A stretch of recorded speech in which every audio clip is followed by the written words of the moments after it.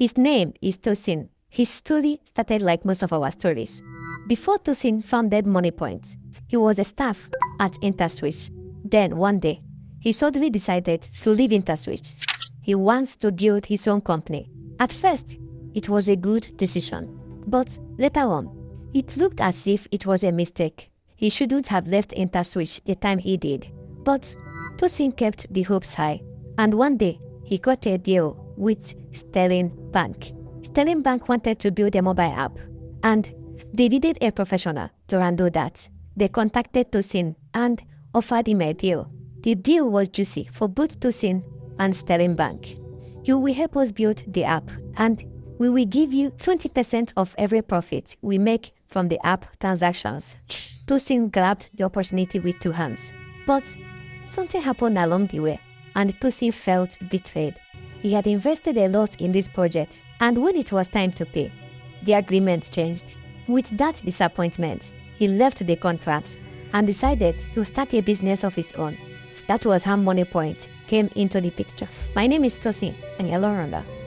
I am the founder of Moniepoint. His journey to founding Moniepoint wasn't an easy one. At some point, it looked as if his village people never wanted him to get that far in life.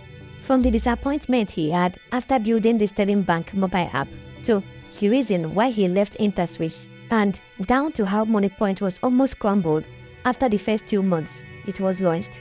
We will discuss all this in this video. Imagine a small company losing up to 250 million naira. And also not just losing it, realizing that the way you have to fix it, you have to shut down your platform for 3 weeks plus. Like, how can you tell someone who is depending on you that you are going to shut down and he's going to need to use somebody else for 3 weeks? It's like death. Just imagine right now that the bank you're keeping your money shuts down. What's that? Back to when Tosin was in Obafemi Awolowo University. That was when he began creating solutions for students. Tosin would go meeting other students, offering to help them solve their project needs in exchange for some cash. He was building software and hardware projects for these final year students, especially those in computer science and electrical and electronics departments. He was doing all this while studying to pass. It affected his grades somehow because he left academics for a while and focused more on the money. But that later paid off. After Tosin left the university, it was one of those students he helped to build their project work back in school that helped him get a job at InterSwitch. At InterSwitch, Tosin was employed as a software developer. That was in 2009. He later rose to become a product manager. It was at InterSwitch that he met a guy called Felix Ike. You will get to know who Felix is later on in this video. Tosin went on and spent 5 years at InterSwitch. But one day, he suddenly decided to leave. He felt that the amount of work he was putting in at InterSwitch was not properly appreciated. Before then, Tosin had discovered an easier way to program different POS systems using the same markup language. He felt that this discovery would prove profitable for the company, and he wanted to build it into something special. But he later figured out that the management at InterSwitch may not appreciate the work and the effort in what he wants to create. This was when the idea to start a new company came up. Alongside Felix, they decided to build a company that will provide software solutions to banks. And what we're building was software solutions for banks. So a standard project, you go to a bank, they give you a project. Those days they will give us mobile applications to build. So like Sterling Bank, we build their mobile app. Unity Bank, then most of the banks use our merchant acquiring solution and corporate banking. Zenith Bank, First Bank, Providus, almost all of them. They called their new company Team Apt. That was in 2015. At this point, you might be wondering, how did Introvert become part of this Tosin story?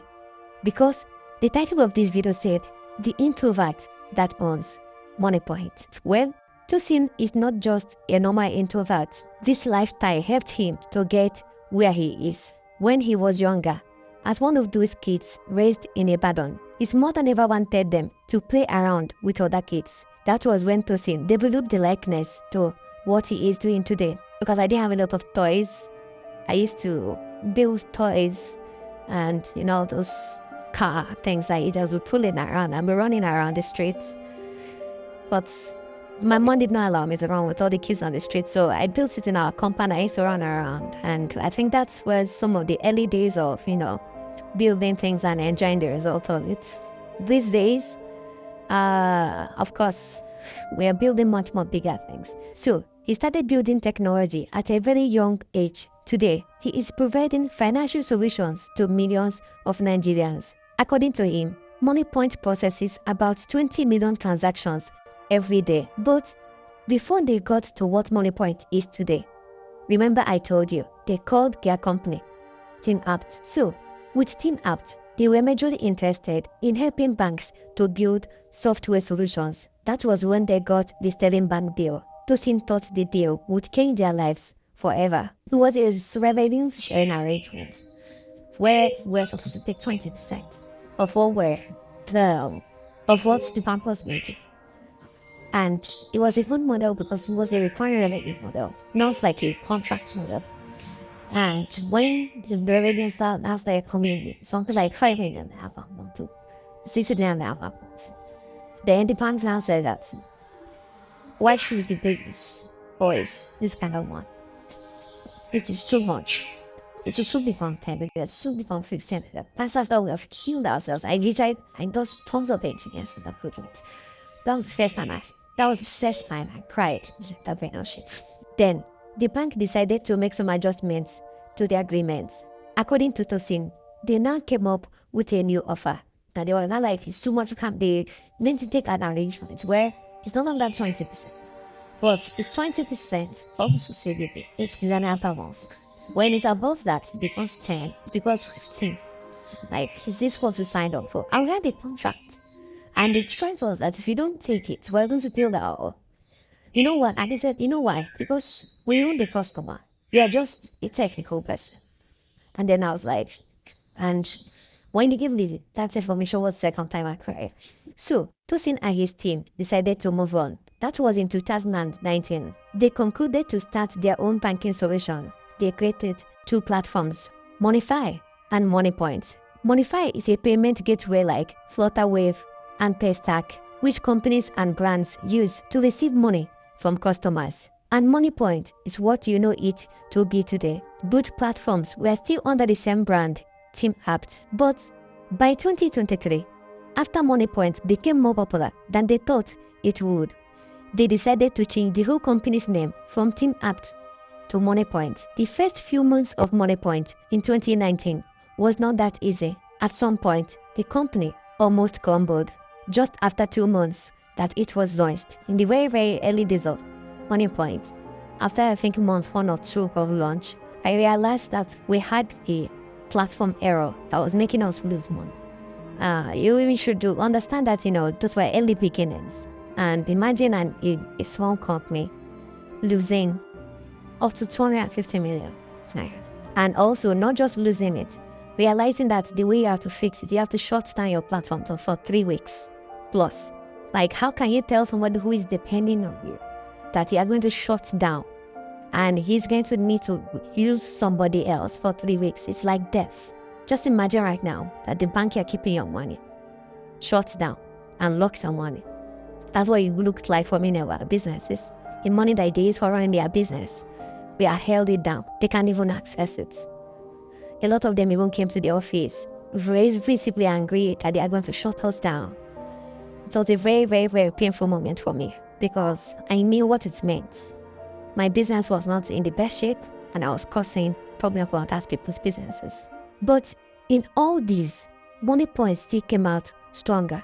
The biggest win Moniepoint enjoyed was when the Nigerian government announced the withdrawal of old Naira notes and introduced new ones. That was in March 2023 when, as part of the effort to strengthen the drive to adopt a cashless policy, combat inflation, and as a way to prevent fraud, the Central Bank of Nigeria started to redesign the Nigerian Naira. This led to scarcity of cash and increased people's reliance on digital payments. Then, Nigerians mostly made use of debit cards and transfers for payments. That opportunity gave Moniepoint the goods they were hoping for. And by May 2023, Moniepoint was listed by the Financial Times as the second fastest growing company in Africa. Remember when I told you about Felix Ike? Felix is the co-founder of Moniepoint. He is one of those who believed in Tosin and accepted to resign from InterSwitch with him. Today, both of them are living the lives of their dream.